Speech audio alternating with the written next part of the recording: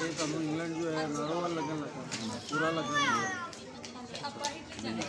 मेरी माँ बस एक लफ्ज़ जी माँ ने किया कि भाई पैसे पैसे पैसे तो मगर चला गया अब्बा ने नहीं किया मैंने कौन दफना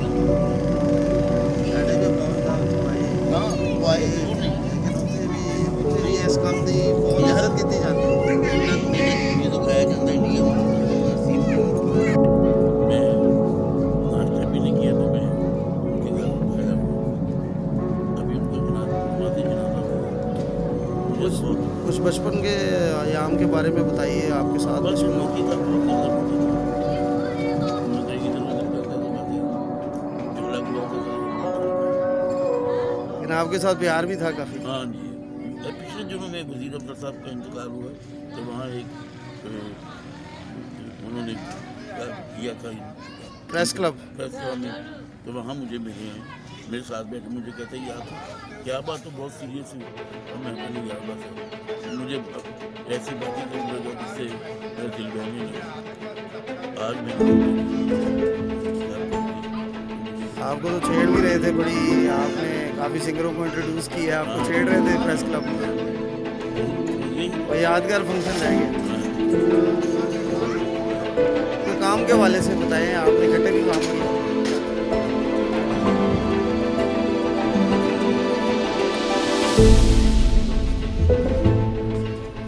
काम में कैसे क्या महारत रखते थे, इसके बारे में कुछ बताएं क्लासिकल के हवाले से।